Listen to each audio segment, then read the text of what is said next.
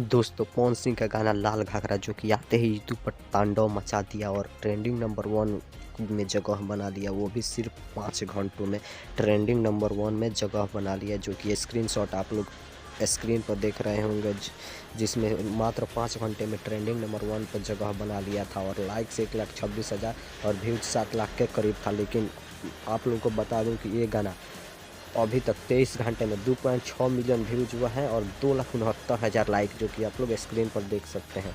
तो बहुत ही फैंस का सवाल हो रहा है कि व्यूज क्यों नहीं अपडेट हो रहा है।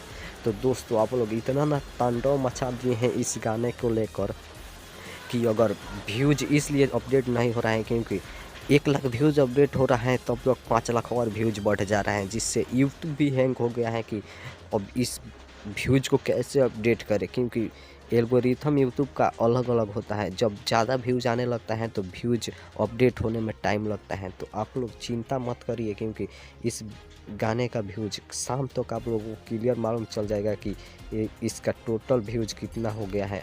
मुझे तो लगता है इसका टोटल व्यूज 5 मिलियन पार हो गया है इस गाने का, जो कि आप लोग रियल टाइम व्यूज देखेंगे तो एक इसका व्यूज इस गाने का शाम तक धीरे धीरे अपडेट हो जाएगा और आप लोगों को मालूम चल जाएगा। शाम को एक वीडियो बनाऊंगा जिसमें आप लोगों को बता दूंगा एक दिन में टोटल व्यूज इसका कितना गया है, लाइक कितना है और कमेंट कितना है। ऐसे ही तांडव मचाते रहिए।